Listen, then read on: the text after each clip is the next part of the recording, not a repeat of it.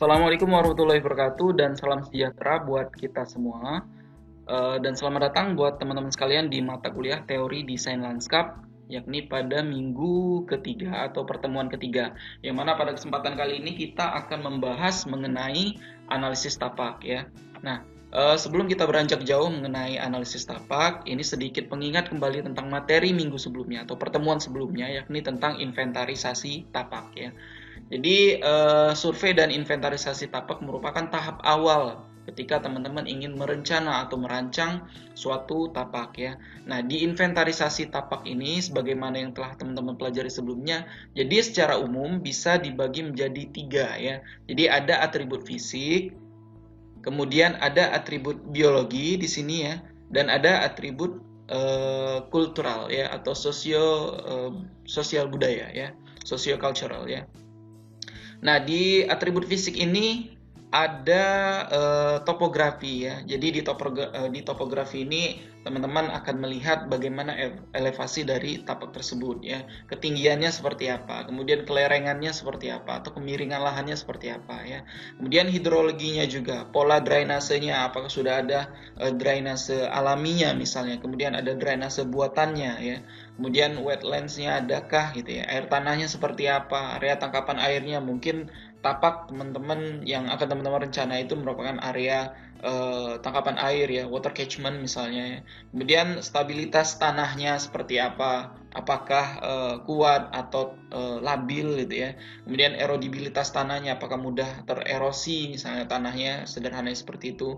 Kemudian bearing capacity-nya, kekuatan tanahnya dalam menerima tekanan seperti apa. Kemudian geologi juga sama ya, landform-nya seperti apa ya. Jadi tidak hanya permukaan tapi juga di dalam permukaan buminya ya. Adakah bahaya seismic hazard ya. Jadi misalnya seperti gempa ya dan sejenisnya ya, patahan dan sebagainya. Kemudian depth to bedrock ya di geologi ini. Jadi depth to bedrock ini adalah lapisan batuan itu apakah sangat-sangat dangkal ya. Dalam artian ketika teman-teman kemudian menggali tanah di tapak tersebut, apakah dapat dengan mudah menemukan lapisan batuannya atau justru harus menggali lebih dalam baru temu lapisan batuan ya. Nah, kemudian iklim mikro. Iklim mikro ini terkait bagaimana solar access-nya ya. Jadi kalau misalnya tapak tersebut adalah tapak yang kosong ya, kemudian bagaimana pencahayaan dari sinar mataharinya di tapak tersebut? Apakah terhalangi misalnya gitu ya, ataukah ada bangunan di sana, bagaimana seperti itu ya kaitannya dengan sinar matahari. Kemudian angin juga sama ya. Bagaimana arah anginnya, besarnya seberapa misalnya. Kabut juga sama, apakah berkabut misalnya karena posisinya di dataran tinggi misalnya. Kemudian presipitasi ya, hujannya, curah hujannya seperti apa, apakah curah hujannya tinggi di daerah tapak tersebut atau tidak. Kemudian frost yang berbuku ya, ini pada kondisi-kondisi iklim mikro tertentu ya. Jadi di atribut fisik ini kurang lebih ada topografi, hidrologi, tanah, geologi, dan iklim mikro yang harus teman-teman lihat di tapak tersebut ya, baik tapaknya kecil maupun tapaknya besar ya. Kemudian selain atribut fisik, yang kedua adalah atribut biologi. Sesuai namanya, ini berarti atribut yang berkaitan dengan makhluk hidup ya. Jadi bagaimana kondisi ekologi dari tapak di sana ya. Apakah ada green infrastructure di sana, ruang terbuka hijau dan sebagainya ya. Kemudian habitat, adakah habitat hewan tertentu ya. Kemudian apakah ada jalur koridor ya. Koridor ini tidak hanya infrastruktur ya, tapi lebih kepada tanaman ya, koridor tanaman, jalur hijau ya kita menyebutnya seperti itu. Salah satunya ya. Nah, kemudian vegetasi. Nah, ini yang lebih spesifik lagi ya dari atribut biologi ya. Di mana vegetasi ini teman-teman harus melihat vegetasi existingnya itu ada apa saja ya, jenisnya apa saja dan jumlahnya berapa, posisinya di mana ya.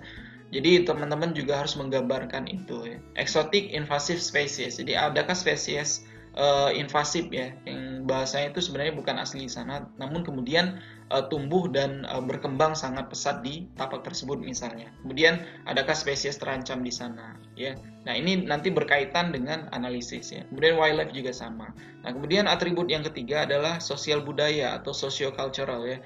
Jadi kaitannya dengan sosial manusianya gitu ya. Land use-nya, misalnya land use-nya itu Apakah daerah di sana merupakan daerah terkait dengan pertanian, misalnya perkebunan, area komersial dan sebagainya. Nah, ini juga akan berkaitan dengan regulasi ya yang ada di tapak tersebut ya. Karena tapak tersebut pasti berada di wilayah administrasi tertentu ya. Nah, kemudian open space, FTH, RTB adakah di sana gitu ya, apakah buatan atau alami dan lain sebagainya. Kemudian zoning ya, ini balik lagi terkait dengan regulasi ya. Kemudian properti kepemilikan, adakah properti seseorang misalnya di tanah tersebut, atau mungkin tanah tersebut milik siapa misalnya, nilainya seperti apa gitu ya. Kemudian sensori ya, visibilitas ya. Kemudian kualitas visualnya juga, apakah baik atau buruk, baik dari dalam tapak ke luar tapak maupun dari luar tapak melihat ke dalam tapak ya. Kemudian adakah bising ya terkait dengan suara ya. Kemudian bau terkait dengan penciuman dan sebagainya. Kemudian infrastruktur juga, transportasi, utilitas yang ada dan dibuat oleh manusia di sana itu ada apa aja ya. Jadi ini yang harus teman-teman lihat di tahap awal ketika akan memulai merencana atau merancang tapak. Jadi dilihat dulu kondisi existing yang berkaitan dengan atribut fisik, biologi, dan sosial budaya ya. Nah, kemudian baru setelahnya ketika teman-teman sudah mendapatkan data terkait dengan inventarisasi tapak tersebut, kita akan beranjak ke penilaian analisis tapak ya, yaitu materi utama di pertemuan kali ini.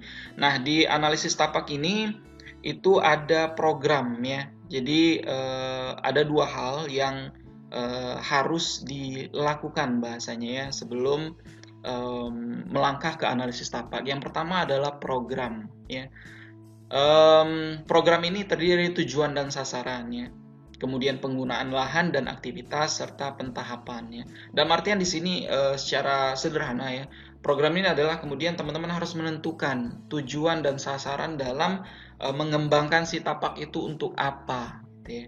Karena ketika kita tahu tujuan dan sasarannya, kita tahu nanti penggunaan lahannya untuk apa dan aktivitasnya apa, maka kita akan menilai data-data inventarisasi tadi ya, data-data kondisi existing baik fisik, biologi, dan sosial budayanya itu diarahkan ke tujuan dan sasaran tersebut, penggunaan dan aktivitas apa saja yang ada di tapak tersebut nantinya ya. Misal contoh secara sederhana, ketika tapak tersebut akan dikembangkan menjadi area bermain anak ya, misalnya children playground ya. Jadi ketika akan diarahkan ke sana, tujuannya ke sana, lahannya akan dikembangkan ke arah sana, maka penilaian terkait dengan kondisi fisiknya juga diarahkan ke sana. Jadi dalam artian untuk membuat taman bermain anak misalnya, itu ternyata syaratnya diperlukan area yang datar. Maka penilaian terhadap kontur ya sebagai bagian dari atribut fisik misalnya, itu kita akan bisa menilai. Kalau misalnya ternyata tapak tersebut ada bagian yang datar dan ada bagian yang miring, maka pada bagian yang datar itulah ya yang bisa dibilang cocok gitu ya untuk dikembangkan sebagai area bermain atau taman bermain anak. Sedangkan bagian miring mungkin pendukungnya ya, entah itu ruang terbuka hijaunya ya atau green infrastructure lainnya ya. Kurang lebih seperti itu ya penjelasan sederhananya. Jadi ini diperlukan ya, program awalnya seperti apa dan kondisi existingnya ada seperti apa ya. Dan ini nanti akan menentukan ya kesesuaian tapak. Jadi apa yang saya sampaikan tadi itu berkaitan dengan kesesuaian dari tapak tersebut ya, kendala dan peluangnya apa. Dan kesesuaian tapak ini juga adalah salah satu metode dalam penilaian analisis tapak ya. Jadi kita menilai, kita menganalisis tapak berdasarkan kesesuaian tapaknya. Dalam artian begini, kalau tadi ya taman bermain anak. Nah, untuk membuat taman bermain anak berarti harus ada syarat-syaratnya ya. Tapak yang seperti apa sih yang sesuai untuk dijadikan taman bermain anak? Misal satu dari topografinya harus datar. Kemudian yang kedua jenis tanahnya harus bagus misalnya. Kemudian yang ketiga tanamannya itu adalah jenis-jenis teduhan dan tidak berbahaya gitu ya. Nah inilah kemudian yang akan kita nilai ya dari sisi fisiknya, existing biologinya, sosial budayanya, apakah sesuai atau tidak. Kalau sesuai alhamdulillah, kalau tidak nah itu yang akan kita lakukan rekayasa ya di tapaknya ya, atau kita rencanakan seperti apa nanti tapaknya supaya mendukung yang sudah bagus, alhamdulillah. Tapi kalau misalnya ada yang kurang, nah itu yang kita perbaiki atau kita tambah ya. Kurang lebih seperti itu secara sederhananya. Nah ini gambaran lainnya ya. Jadi dari analisis tapak seperti gambar di sebelah kanan, ini salah satu metode sebenarnya ya. Jadi dengan menggunakan scoring. Jadi teman-teman bisa lihat di sini ya, di gambar sebelah kanan ini ada physical attributes ya. Kemudian ada di bawahnya ada biological attributes, kemudian bawahnya lagi ada cultural attributes, kemudian land use suitability and site analysis ya. Jadi analisis tapak ini kemudian menilai ya, atau hasil dari atribut fisik, biologi, budaya, dan land use ya, kesesuaian dari lahannya gitu ya. Kemudian itu menjadi sebuah analisis tapak ya, dan biasanya ini disebut dengan scoring ya, sebagai salah satu metode dalam menilainya. Scoring ini dalam artian nanti akan dijelaskan ya secara detail dan spesifik atau teknis di studio desain ya. Jadi scoring itu adalah metode. Jadi kalau misalnya bagian dari suatu tapak, misalnya bagian utaranya itu cocok ya untuk dikembangkan sebagai area bermain anak, maka diberi skor yang besar ya. Kemudian bagian dari tapak yang tidak cocok karena miring dan sebagainya lahannya ya, nah itu mungkin diberi skor yang kecil. Nanti akan diakumulasikan dan dilihat ya pada bagian mana yang paling sesuai untuk dikembangkan menjadi area bermain anak dan mana yang tidak gitu ya. Seperti itu. Nanti akan kelihatan pengembangan selanjutnya seperti apa. Nah, kemudian di sini deskripsi yang ada di slide ini, proses pemahaman kualitas tapak dengan mempertimbangkan faktor-faktor yang mempengaruhi karakter tapak, maksud tiap faktor dan kategori faktor dalam perancangan. Ya, jadi kita juga melihat fungsi dan tujuan, kemudian orientasinya terhadap tujuan dan terhadap tapak. Ya, jadi dua hal ini harus kita lihat. Ya. Kalau misalnya kita akan bangun, contohnya tadi ya, taman bermain anak ya, maka penilaian yang akan kita lakukan itu diarahkan terhadap apa yang akan kita buat terhadap tapak tersebut ya. Jadi kalau misalnya mau dijadikan taman bermain anak, maka penilaiannya, analisisnya disesuaikan ke arah sana, sambil melihat bagaimana kondisi tapaknya. Kalau sesuai yaitu tadi, berarti kita pertahankan ya, kita kembangkan. Kalau misalnya tidak sesuai, maka itu kita lakukan rekayasa ya, dalam ilmu arsitektur lanskap ya disebutnya rekayasa tapak ya. Jadi kita perbaiki atau kita tambah kualitasnya sehingga bisa mendukung pengembangan tapak yang kita inginkan. Kemudian selanjutnya ini proses analisis tapak ya. Jadi ada input data, input data ini itu kaitannya dengan inventarisasi, hasil inventarisasi, kemudian kita lakukan analisis. Nah, analisisnya ini ada eksternal dan internal ya, meliputi komponen desain atau aspek analisis. Eksternal dan internal ini dalam artian internal dari tapaknya kita analisis, pun demikian dengan kondisi di sekitarnya ya. Jadi bahasanya kita tidak hanya menganalisis tapak ya, kondisi tapaknya saja ya. Misalnya kondisi tapaknya berbentuk persegi 4 dengan luas 100 meter persegi misalnya. Nah, kita tidak hanya menilai kondisi ya atau menganalisis tapak yang ada dalam 100 meter persegi tersebut saja, tapi juga di luar tapaknya, kondisi eksternalnya ya. Karena pasti tapak tersebut berkaitan dengan lingkungan sekitarnya, seperti itu. Jadi kita lihat dari internalnya dan eksternalnya. Kemudian nanti kita akan dapatkan keluarannya ya.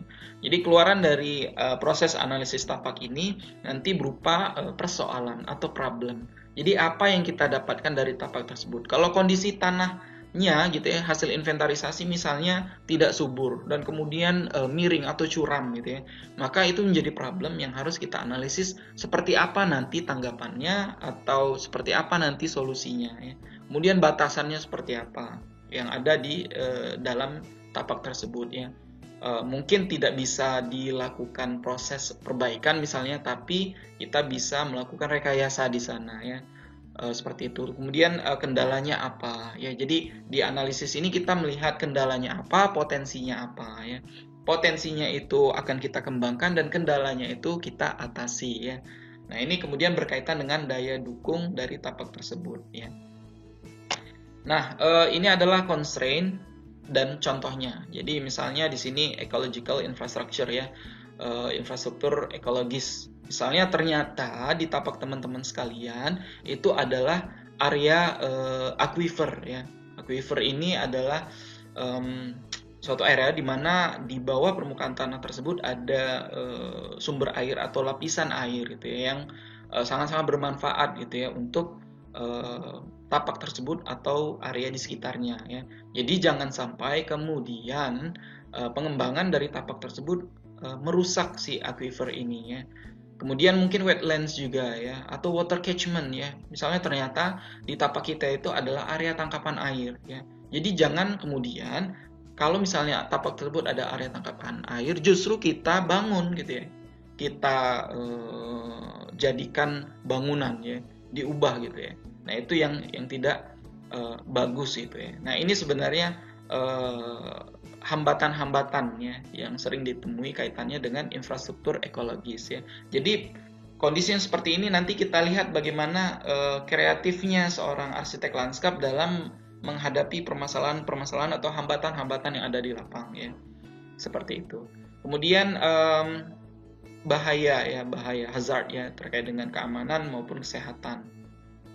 Misalnya ternyata area tapak tersebut merupakan area banjir misalnya, kemudian area patahan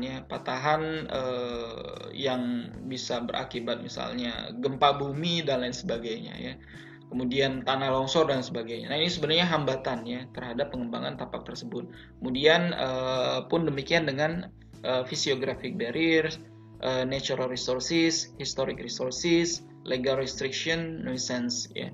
Jadi ini beberapa kendala yang sering ditemui ya, dan tentunya seorang arsitek lanskap harus belajar bagaimana mengatasinya ya. Tentu ini butuh pengalaman dan teman-teman harus belajar dari awal ya, seperti itu ya.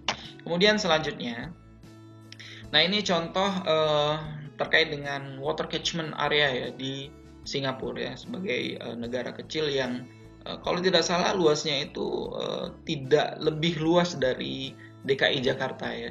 Nah, dengan luasan seperti ini dan ini adalah negara gitu ya, maka area tangkapan air sangat-sangat penting sekali di Singapura ya. Jadi di negara ini pembangunan itu tidak bisa sembarangan ya, karena kemudian jangan sampai pembangunan yang ada itu merusak keberadaan dari water catchment area ini ya. Karena sebagaimana yang kita ketahui ya, Singapura juga beberapa waktu yang lalu juga bahasanya itu mengimpor ya air bersih ya atau air minum ya dari negara tetangganya ya, Malaysia ya. Jadi untuk mengurangi ketergantungan terhadap negara sekitarnya ya atau negara tetangganya, maka kemudian Singapura ini mengembangkan suatu mekanisme pembangunan yang tidak merusak water catchment area mereka atau area tangkapan air mereka. Jadi sangat-sangat dijaga ya. Jadi bagaimana kemudian air hujan yang turun ya itu dikumpulkan atau di sini bahasanya rainwater collection ya. Jadi kumpulkannya. Jadi area ini jangan dibangun ya. Kalau misalnya ternyata dia adalah area tangkapan air ya justru itu dipertahankan ya. Kemudian bagaimana hasil dari limbah airnya, kemudian dari limbah air rumah tangga maupun industri ya, itu dikelola kembali ya. Kalau misalnya di pembelajaran sebelumnya teman-teman sudah belajar mengenai pengolahan air limbah ya, atau gambaran terkait dengan air limbah, mana yang harus diolah lebih lanjut atau mana yang tidak perlu pengolahan lebih lanjut ya, jadi bisa langsung digunakan. Nah, ini sangat-sangat bermanfaat sekali untuk area-area seperti di negara Singapura ini ya. Itu contohnya. Kemudian ini juga sama ya, ini terkait dengan kondisi lingkungan ya. Ini mungkin berkaitan dengan sosial budaya, bagaimana kemudian pembangunan ya, bahkan bentukan arsitektur ya, itu sangat selaras dengan alamnya. Jadi bagaimana kemudian walaupun ada bangunan di sana, tapi tangkapan air, area resapan air juga tetap terjaga ya, seperti itu. Ini salah satu contoh ya. Kemudian, nah ini terkait dengan kriteria ya, tabel 8.2 ya. Kriteria untuk mendefinisikan ya atau memetakan area kritis ya, area kritis yang secara lingkungan ya, itu di Seattle ya, Washington ya, di Amerika sana ya. Jadi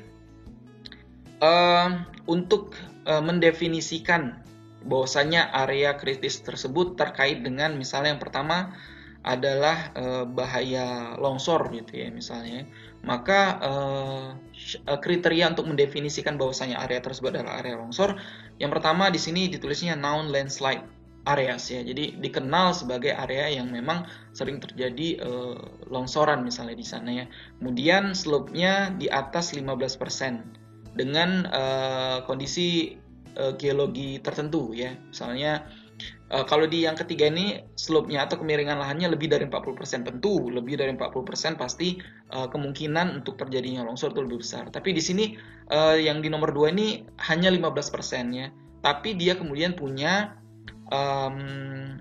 potensi terjadinya longsor jika ada kondisi geologi tertentu. Misalnya sering terjadi gempa misalnya. Jadi karena dengan adanya gempa tersebut kemudian struktur tanahnya juga tidak mendukung ya, maka akan mudah terjadi longsor misalnya itu ya. Kemudian ini liquefaction hazard ya, likuifaksi yang pernah terjadi di Sulawesi ya, kalau tidak salah ya, di Indonesia. Itu juga menjadi area-area yang kritis ya, dan biasanya sudah teridentifikasi atau diketahui sebelumnya ya. Kemudian area banjir ya, jadi ini kemudian ada instansi tertentu yang kemudian membuat peta area banjir misalnya. Jadi kita mengetahui area tersebut sebagai area banjir karena setelah diteliti itu memang berpotensi sebagai area banjir misalnya. Dan banyak lagi lainnya ya. Ini abandoned solid waste landfills, toxic disposal sites, steep slopes, riparian corridors, wetlands, fish and wildlife habitat ya. Jadi ini ya. Kemudian, nah ini terkait dengan likuifaksi ya. Jadi ini yang pernah terjadi di Palu ya, di Sulawesi sana. Jadi bagaimana kemudian area yang terdapat potensi likuifaksinya, maka cukup sulit dan ini menjadi hambatan pengembangan terhadap tapak yang berada di area likuifaksi tersebut ya. Ini yang terjadi di Palu, Sulawesi. Teman-teman bisa searching ya terkait informasinya. Jadi terkait dengan arsitektur lanskap ya, teman-teman juga harus mengetahui perkembangan yang terjadi di luar sana ya. Jadi bukan hanya teman-teman belajar di kampus saja, tapi juga ikuti berita terbaru ya. Jadi kadang dari situ juga terdapat berbagai masalah yang kita hadapi di dunia arsitektur lanskap ya. Nah ini kemudian wildlife ya, jadi bagaimana kemudian kondisi alam liar gitu ya, itu apakah kemudian menjadi potensi atau kendala ya.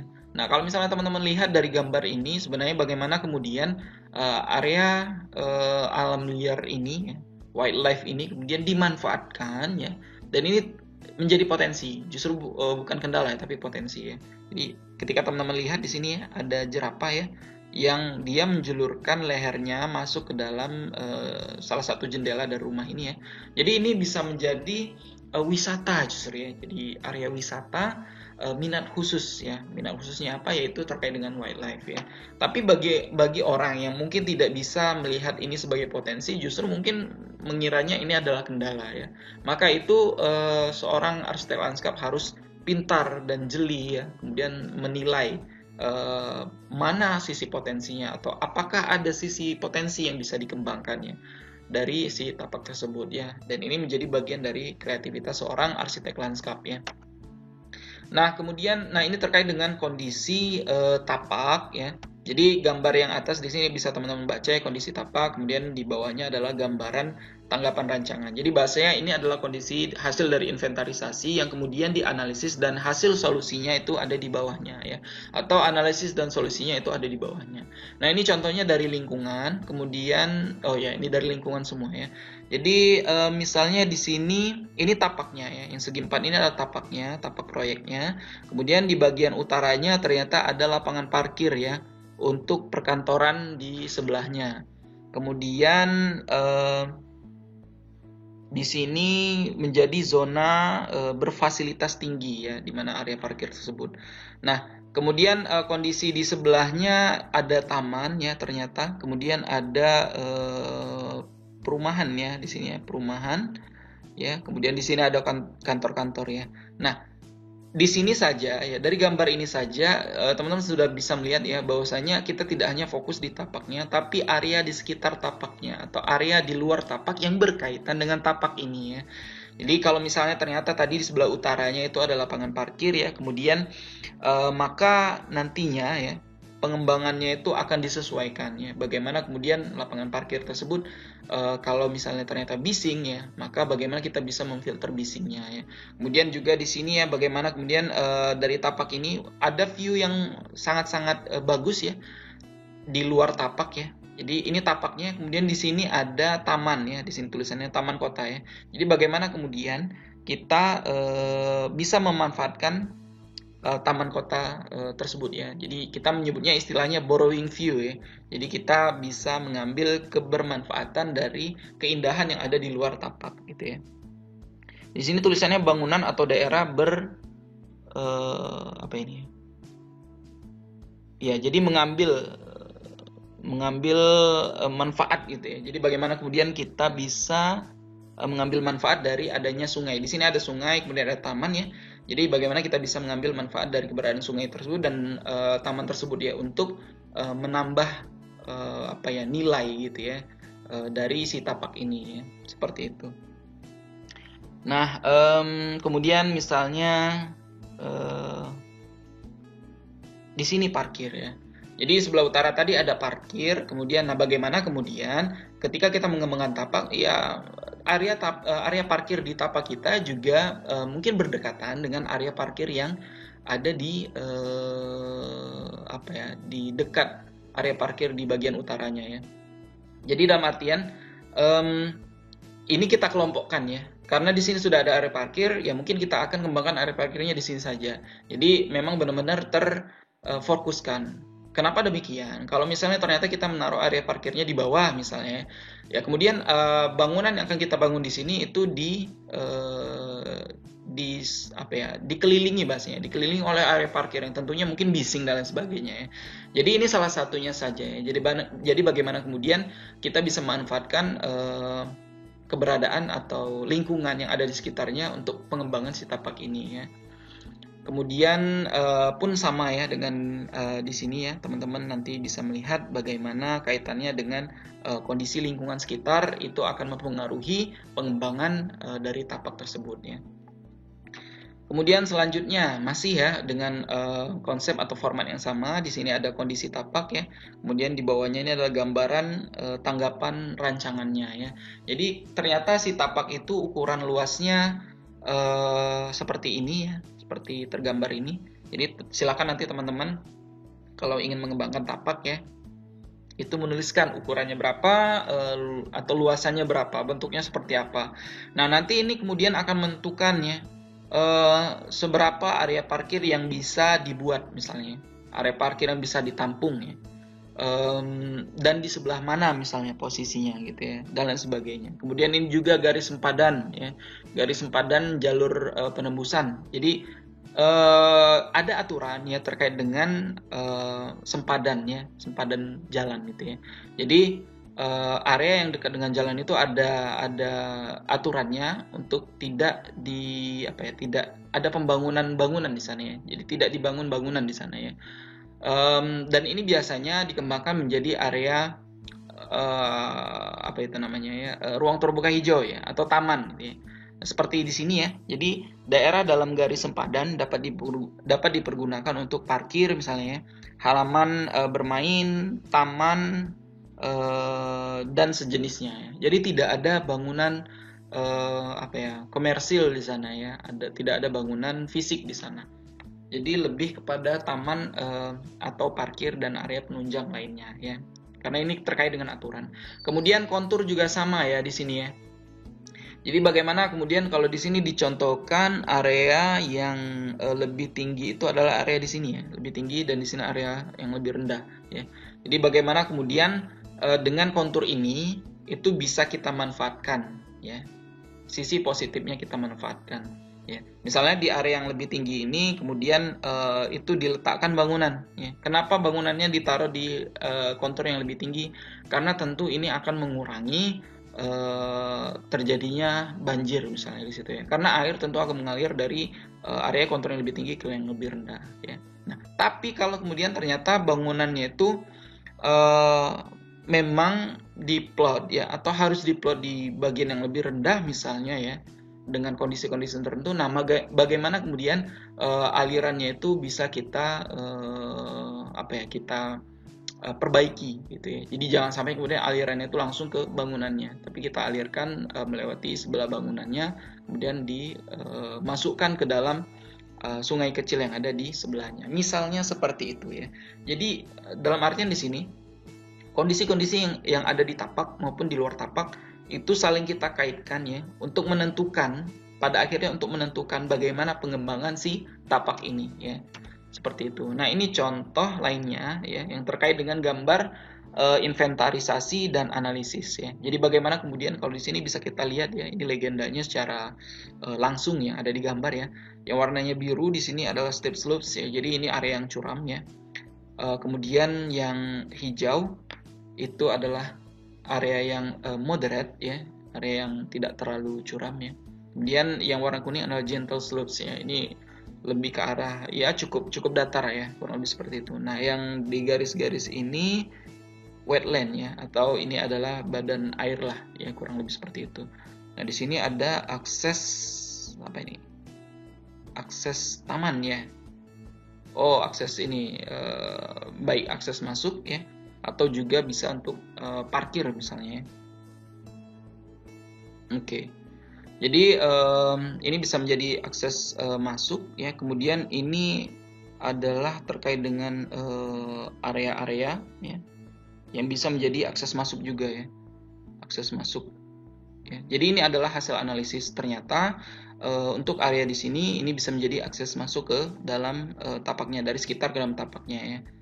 Itu kemudian ini yang warna kuning tadi yang area yang cukup datar, dan sedangkan yang warna biru ini area yang cukup curam ya. Mungkin di sini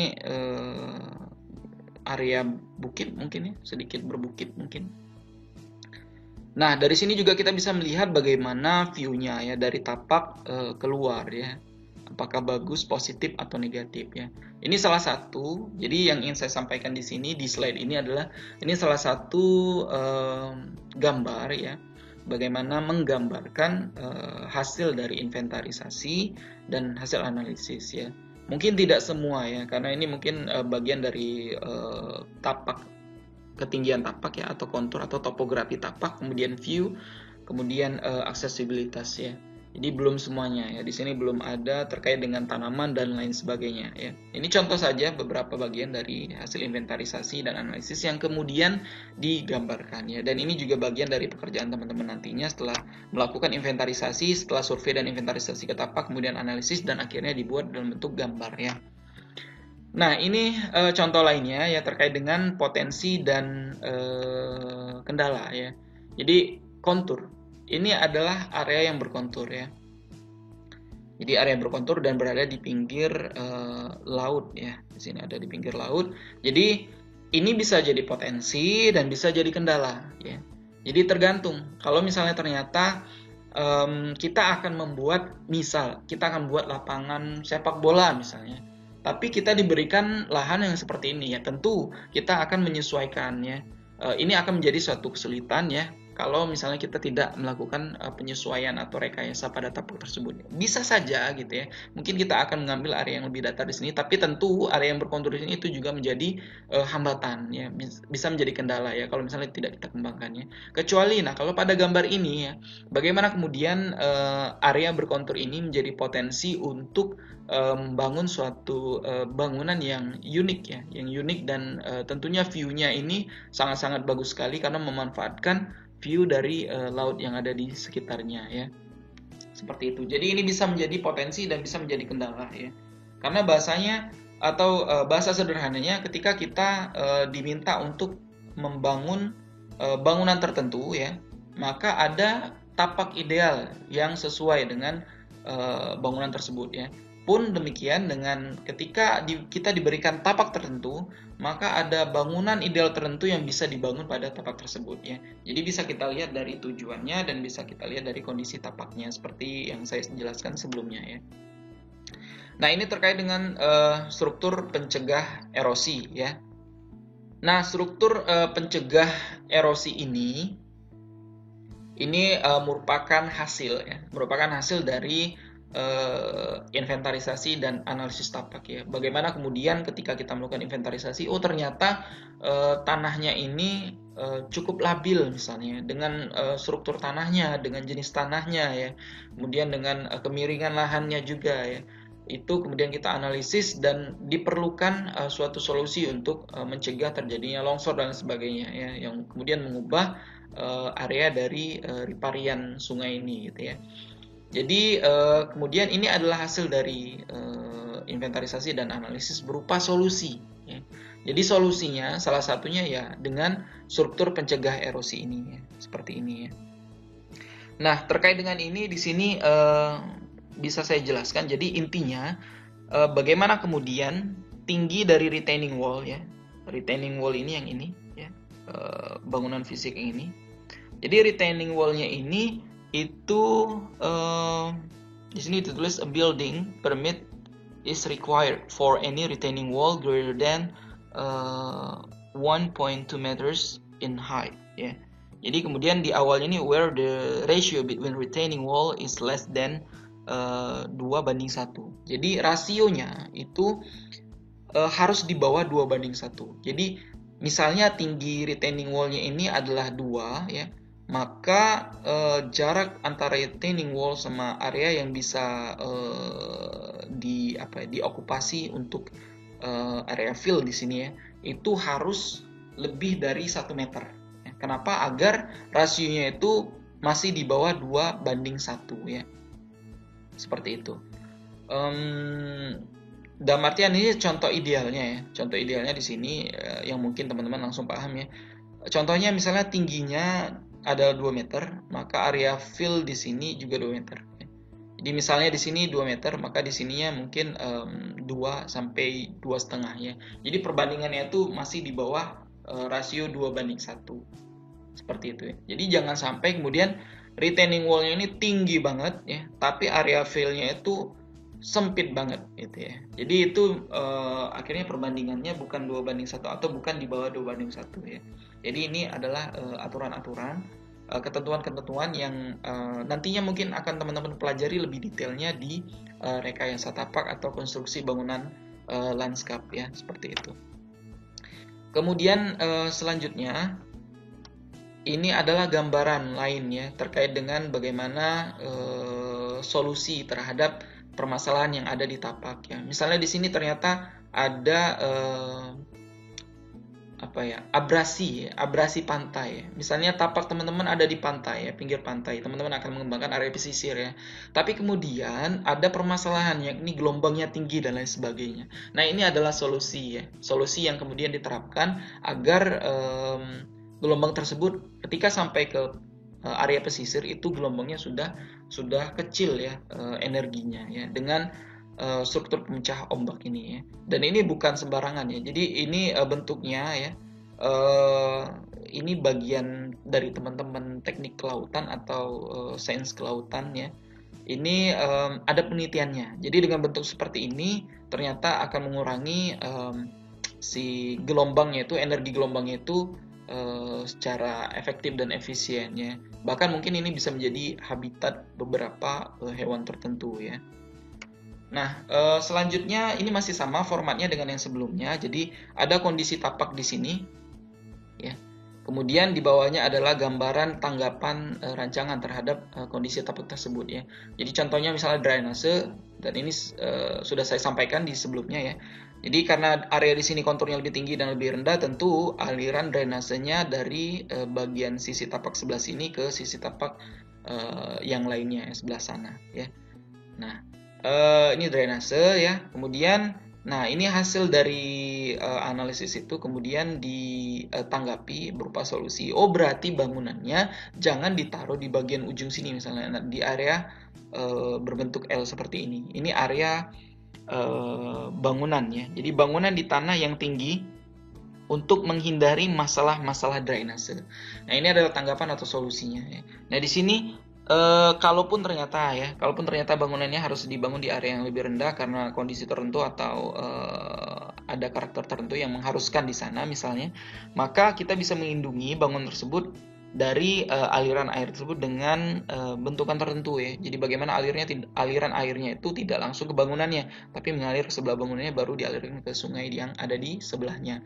Pun demikian dengan pepohonan, bagaimana kondisi existing dari pepohonannya, tingginya seperti apa misalnya, kemudian apakah cukup cukup banyak gitu ya pohon-pohon di sana, dan bagaimana akhirnya kita bisa mempertahankannya misalnya kalau ternyata itu bernilai positif terhadap rencana pengembangan tapak kita ya. Kemudian bagaimana juga kondisi sekitarnya, ternyata misalnya di sebelah barat di seberang dari tapaknya itu ada pepohonannya. Jadi bagaimana kemudian pepohonan ini bisa bersifat sebagai sebagai dinding yang kemudian membatasi orang-orang yang lewat di sana untuk melihat sebelah tapak di sini ya. Jadi akan terfokuskan bahasanya ke tapak yang akan kita kembangkan ya, seperti itu. Kemudian bisa juga bagaimana kemudian kita ketika akan membangun ya. Kalau misalnya ternyata ada matahari di sini ya. Di sini tulisannya bangunan membelakangi pepohonan untuk melindungi dari sinar matahari timur ya.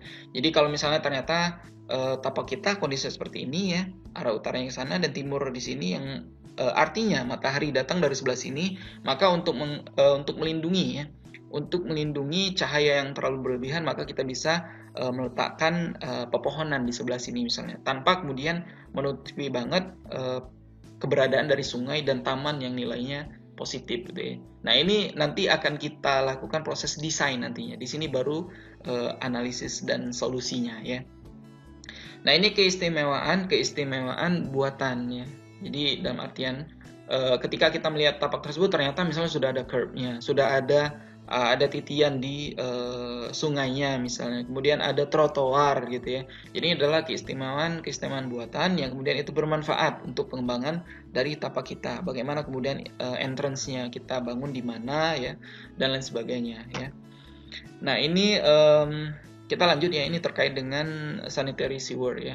Jadi bagaimana kemudian di sini City of Gulfport Sanitary Sewer Repair Sample Map-nya.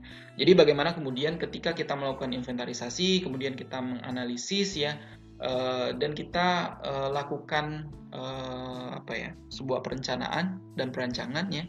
Yang mana kemudian kalau kaitannya dengan gambar ini adalah terkait dengan limbah ya. Jadi bagaimana pengolahan limbah ya.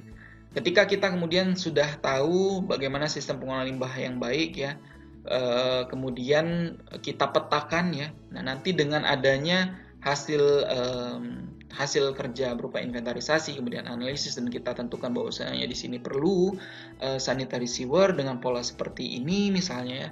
Kemudian kalau misalnya kita sudah punya petanya dan perlu dibuat petanya dari hasil analisis ya, karena ini mungkin area perumahan misalnya, maka kita akan tahu kalau ternyata ada perbaikan ya. Misalnya di nomor 2 di sini ya, yang warna biru ya, di sini tulisannya point repair ya. Mungkin area yang perlu diperbaiki misalnya. Jadi kita akan mudah untuk melakukan pengawasan atau pengelolaan nantinya ya. Itu. Jadi adanya peta ini juga bermula dari hasil inventarisasi dan analisis. Kalau misalnya ternyata ini area perumahan ya, kemudian perlu sanitary sewer, kalau tidak mungkin semuanya limbahnya dibuang di sini ya. Apalagi di luar negeri ya, biasanya ada pipa limbah ya. Kalau di kita di Indonesia mungkin masih jarang ya. Jadi kita masih menggunakan septic tank misalnya untuk pembuangannya. Kalau di luar negeri mungkin sudah ada pipa limbah ya. Nah, jadi ternyata harus digunakan sistem perpipaan untuk air limbahnya. Nah, nanti kita kembangkan petanya ya, peta untuk sanitary sewer ini yang kemudian akan memudahkan nantinya ya terkait dengan pengelolaan dari si air limbahnya ya. Itu. Jadi bahasanya di sini kemudian dengan proses inventarisasi dan analisis yang teman-teman lakukan, ternyata nantinya juga akan berguna ya, akan bermanfaat terkait dengan pengelolaan nantinya. Jadi bukan hanya pada tahap perencanaan dan pada tahap perancangan ya, tapi juga akan berimbas dengan pengelolaannya ya, atau pengawasan nantinya. Seperti itu ya gambaran secara umumnya. Kemudian masih dengan format yang sama, di atas ini adalah kondisi tapak dan di bawahnya adalah gambaran tanggapannya. Nah, ini mungkin terkait dengan sirkulasi ya. Semuanya sirkulasi, tapi ini pejalan kaki dan ini kendaraan ya. Jadi bagaimana kemudian teman-teman menginvent kondisi existing tapak ya, terkait apakah di sana ada jalan pintas misalnya ya yang melewati tapak ya. Kemudian jalur kendaraannya di mana, jalur pejalan kakinya di mana ya, seberapa intens dan pada jam berapa saja ya. Kemudian teman-teman analisis, oh ternyata banyak yang melintasi area tapak ini misalnya ya, bukan melewati jalan umum tapi kita nyebutnya jalan tikus ya. Jadi kita memotong ya dari sini kemudian ke arah sini kita potong langsung melewati tapak misalnya. Dari analisisnya, oh berarti kalau misalnya memang ada cukup banyak orang yang memanfaatkan area tersebut, mungkin nanti tanggapannya bisa kita buat di sini menjadi ada area sirkulasinya gitu ya. Yang kemudian seolah terpecah menjadi dua ya. Jadi ada area tapak yang di sebelah sini yang dominan dan area yang kecil. Nah, mungkin area kecil ini bisa dimanfaatkan sebagai taman dan lain sebagainya ya. Itu hasil tanggapan atau solusi terhadap kondisi existing tapak yang merupakan bagian kita inventarisasi dan hasil dari analisisnya ya. Pun demikian dengan sirkulasi pejalan kaki ya. Ternyata kalau di gambar ini misalnya 20% itu orang itu datang dari sebelah sini misalnya, 5%-nya dari sini dengan total 25% ya. Jadi nanti kita akan menentukan bagaimana alur sirkulasinya dan lain sebagainya gitu ya. Kemudian tadi sirkulasi aksesibilitas ya. Nah, ini kaitan lainnya dengan aksesibilitas ya. Jadi kalau dari gambar di sini ya. Jadi ini adalah tapak ya. Dan kemudian ternyata dari hasil inventarisasi ya dan kita analisis ternyata jalan yang ada di depannya ini adalah jalan satu-satunya akses untuk bisa ke tapak ya. Jadi dari sini kemudian kita respon ya, berarti area pintu masuk dan pintu keluarnya berada pada bagian sisi sebelah sini yang langsung berkaitan dengan akses utama ya. Nah, tinggal nanti kita tentukan ya di mana jalur masuknya dan di mana jalur keluarnya ya. Tentu kalau misalnya ternyata arah dari kendaraannya itu dari sebelah sini ke arah sana ya, berarti jalur masuknya di sini dan keluarnya di sini ya. Nah, ini contoh pengembangannya saja ya. Dari hasil analisis, dari hasil kondisi tapaknya, keberadaan kondisi tapaknya, kemudian kita analisis ya aksesibilitasnya, maka hasil akhirnya seperti ini ya. Ternyata jalur masuknya di sini, jalur keluarnya di sini, kemudian nanti akan berkaitan juga dengan parkirnya berapa dan ini bangunan apa, butuh parkir berapa, butuh fasilitas apa saja ya. Ini adalah hasil akhir yang belum saat ini teman-teman pelajari ya. Jadi kita masih dianalisis, nanti teman-teman akan merancang seperti ini dan akan merancang seperti ini ya, berawal dari perencanaan seperti ini. Itu ya. Kemudian pola jaringan jalannya, jadi transportasi darat ya, dan transportasi air. Jadi kalau misalnya teman-teman diberikan suatu tapak yang cukup luas ya, dan ternyata teman-teman harus melakukan analisis terhadap pola jaringan jalan dari dan ke tapak gitu ya.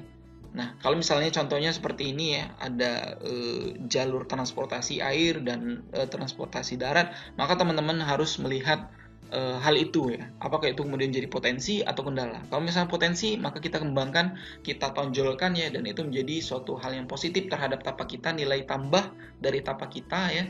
Dan kalau misalnya ternyata negatif ya, maka apa yang kita lakukan ya untuk merekayasanya dan mengubahnya menjadi nilai positif ya, apa yang harus kita perbaiki dan lain sebagainya ya. Kemudian, nah ini bagian yang lain masih dengan format yang sama, bagian atas ini kondisi existing dan analisisnya secara umum ya. Kemudian ini adalah solusinya ya. Terkait dengan visibilitas pemandangan dari tapak, kemudian ini pemandangan dari tapak juga, dan pemandangan melalui tapak ya. Ini pemandangan dari tapak dan ini pemandangan dari luar tapak ya sepertinya, dan pemandangan melalui tapak. Jadi dalam artian di sini bagaimana kemudian kita melihat ya, ketika teman-teman datang ke tapaknya, kemudian melihat ke utara, ke barat, timur, selatan ya, teman-teman lihat apakah view-nya menarik gitu ya, atau tidak ya. Kalau contohnya tadi kan sebelah utara itu lapangan parkir ya. Kalau kita berdiri dari sini menghadap ke arah utara, melihat lapangan parkir kan itu cukup mengganggu ya. Apalagi kendaraannya tidak teratur, tidak ada ruang terbuka hijaunya di parkiran dan sebagainya. Nah, itu sangat-sangat mengganggu sekali. Belum lagi dengan bisingnya. Maka ini kemudian kita tandai sebagai area dengan visual yang negatif ya. Kemudian ada juga yang area positif ketika menghadap ke arah timur ya, karena ada sungai kecil yang terawat ya. Kemudian misalnya ada taman, kota di sini, maka view-nya positif dan lain sebagainya ya. Bahkan mungkin ada tambahan ya. Misal di sini karena di seberang jalannya ya secara diagonal itu ada sculpture misalnya atau ada monumen. Nah, monumen tersebut ya kemudian menjadi suatu hal yang positif ya. Jadi jangan sampai kita tutupi itu ya. Jadi mungkin kita bisa akses itu dari tapak ya. Kita tetap bisa melihat ke monumen tersebut misalnya ya. Itu kemudian ini kemudian responnya dan di sebelahnya pemandangan dari luar ya. Kalau dari gambarnya dari luar ke tapak ya, ini tulisannya mungkin kurang ya. Jadi pemandangan dari luar ke tapak ya. Jadi bagaimana kalau misalnya teman-teman seperti yang saya sebutkan sebelumnya, jadi kita tidak hanya melihat dari sisi tapaknya, tapi kemudian melihat dari sisi luarnya. Jadi teman-teman mungkin nanti bukan hanya ke tapaknya saja, tapi lihat dari sisi luarnya ya. Bagaimana kalau dari posisi tertentu melihat tapak kita? Adakah hal-hal positif? Kalau ada hal positif mungkin harus kita buka, justru jangan dihalangi misalnya ya. Kalau misalnya kita akan buat taman di sini, maka kalau misalnya di sini ada bangunan, misalnya ada perkantoran ya, justru bagaimana kemudian orang-orang di perkantoran tersebut bisa melihat posisi taman ini, itu bisa menjadi hal yang positif ya. Misal ya seperti itu. Kemudian sama dengan sisi lainnya ya. Nah ini kemudian responnya, bagaimana kemudian bangunannya itu bisa ditempatkan pada tempat yang tepat dan kalau misalnya bangunan itu adalah hal yang cukup indah ya, maka itu harusnya bisa diakses atau bisa dilihat dari berbagai sisi ya, seperti itu. Nah ini pemandangan melalui tapak. Maksudnya adalah ketika kita misalnya berdiri di sini ya, di luar tapak ini, tapi kita masih bisa melihat mungkin ya sisi positif dari tapak yang ada di sisi yang lainnya dari si tapak pengembangan kita ya. Jadi di sisi sini masih bisa melihat taman ataupun sungai, mungkin taman ya, kalau sungai biasanya posisinya lebih rendah ya, mungkin taman kotanya ya, jadi masih bisa terakses misal ya. Jadi ini kita lihat lagi ya, tergantung dari kondisi tapaknya seperti apa. Jadi teman-teman harus lebih kreatif dalam merencana dan merancang tapak ya, mulai dari inventarisasi dan analisis ya. Mungkin teman-teman ada yang berpikir cukup Pak kita analisis saja secara melihat gitu ya, kita cukup ke lapang kemudian lihat oh ini nggak bagus ya, kemudian kita kurangi, oh ini bagus kita pertahankan ya. Tidak cukup hanya seperti itu, maka kemudian adanya proses analisis tapak ini itu dilakukan secara menyeluruh ya teman-teman sekalian ya, karena terkadang mungkin ada dua hal ya yang harus kita pilih gitu ya. Mana yang harus kita pertahankan dan mana yang harus kita perbaiki misalnya atau kita hilangkan, walaupun mungkin itu sama-sama ada nilai positifnya misalnya, tapi mana yang harus kita dahulukan ya, prioritinya yang mana ya. Nah itu yang harus teman-teman pelajari berdasarkan kasus-kasus yang ada di lapangan, dan tentu kasusnya akan bermacam-macam ya. Jadi teman-teman harus banyak latihan terkait hal ini. Maka dari itu kami coba untuk menjelaskan secara keseluruhan ya, apa saja yang akan teman-teman analisis ya, seperti itu. Nanti lebih detailnya secara spesifiknya akan kita pelajari di studio desain ya, untuk teknis di lapangnya. Ini secara teori ya, secara teori. Kemudian lanjut kita ke, nah ini gambar lainnya ya. Nah ini mungkin yang pertama terkait dengan gambar ya. Jadi bagaimana kemudian ketika teman-teman melakukan inventarisasi, melakukan analisis ya, terutama inventarisasi ya. Jadi jangan cukup dijelaskan oh di sini misalnya ada area rumah misalnya. Ya tapi kita tidak bisa melihat karena hanya berupa gambar 2 dimensi. Maka dari itu butuh penjelas berupa hasil foto misalnya ya. Hasil fotonya di sini. Misalnya di sini ada rumah ya, rumahnya seperti apa? Kita lihatkan fotonya ya, supaya cukup tergambarkan secara visual ya, dan spasial ya, seperti itu. Nah nanti teman-teman akan bermain dengan simbol-simbol yang tentunya sudah teman-teman pelajari di mata kuliah atau mata studio teknik presentasi ya. Jadi teman-teman bisa mempelajari oh kalau ini adalah pohon ya, kemudian ini adalah area badan air ya, kemudian ada drainase dan lain sebagainya ya. Nah, teman-teman akan menggambarkan ini ya, menjadikan hasil inventarisasi dan hasil analisis dalam bentuk gambar. Ya.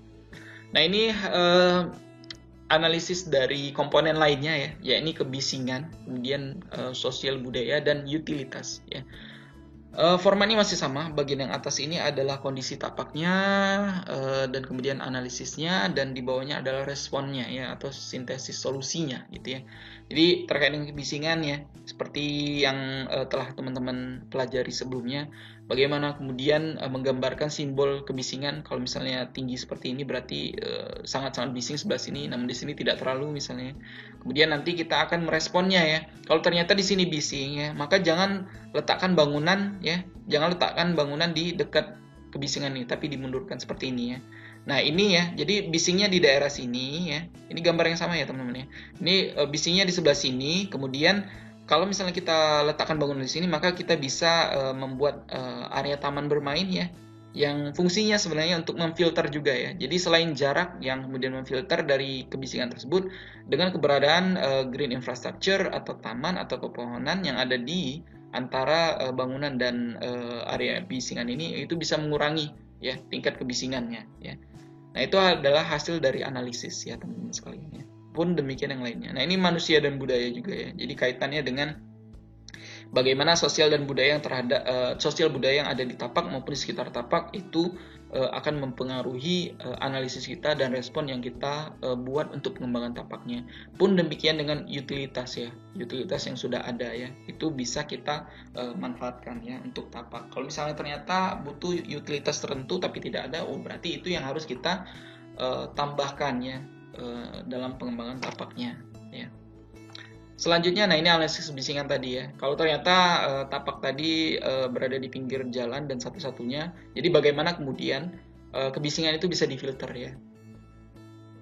Contohnya seperti ini ya. Jadi misalnya kita akan buat bangunan di sini, kemudian di sini ada sumber bising. Jadi bagaimana kemudian ada filter berupa pohonannya. Standarnya ada ya. Berapa standarnya untuk kebisingan tertentu, berapa lebar dari penanaman pohonnya dan sebagainya ya.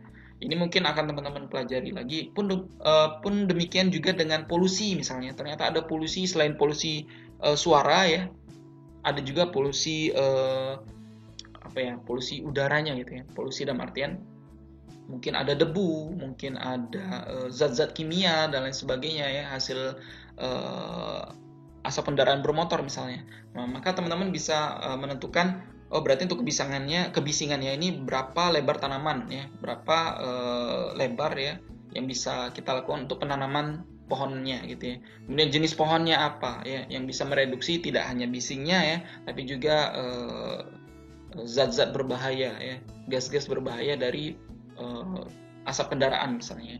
Nah, itu akan teman-teman pelajari bagi yang punya ketertarikan ya terkait dengan tanaman ya, bidang tanaman. Jadi kita di lanskap ada bidang perencanaan, ada bidang desain, ada bidang pengelolaan, dan ada bidang tanaman. Secara umum seperti itu ya. Nah, ini teman-teman bisa nih yang senang atau punya ketertarikan ya untuk penelitian atau bidang keahlian di tanaman ya, bisa meneliti itu ya.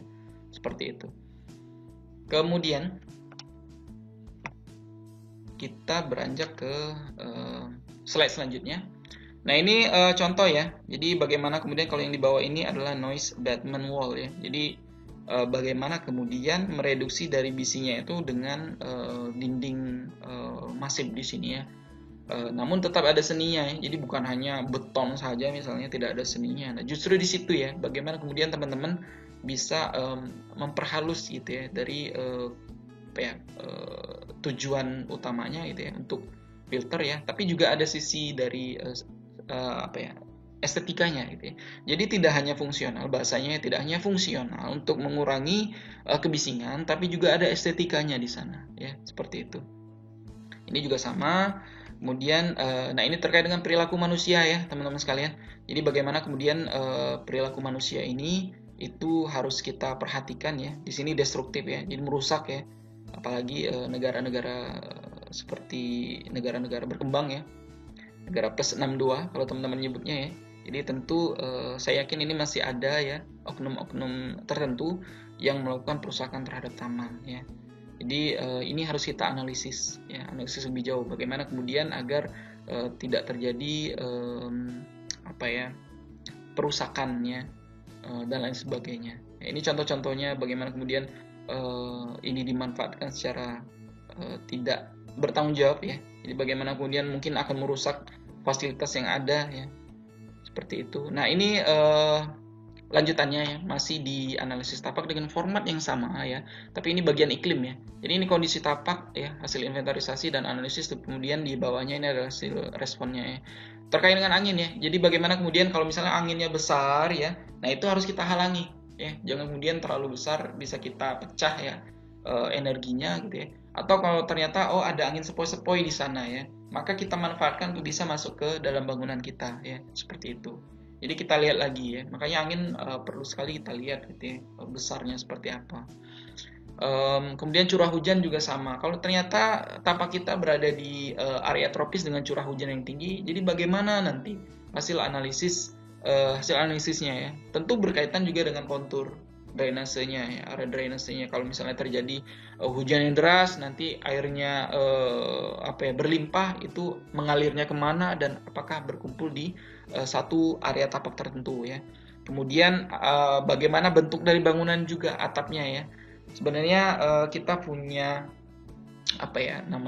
kearifan lokal ya dari arsitektur yang ada di arsitektur bangunan yang ada di Indonesia ya, terutama dari zaman dulu ya.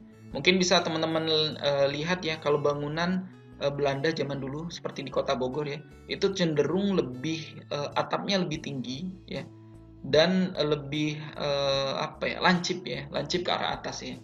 Jadi fungsinya sebenarnya itu untuk mengurangi energi dari air hujan yang turun ya. Jadi tidak bersifat destruktif ya terhadap atap ya, dan itu mengurangi laju energinya ya.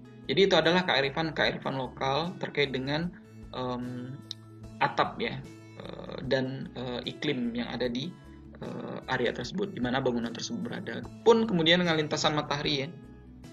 Jadi matahari itu kadang dia lebih ke arah utara dari ekuator atau lebih selatan ekuator ya pada waktu-waktu tertentu ya.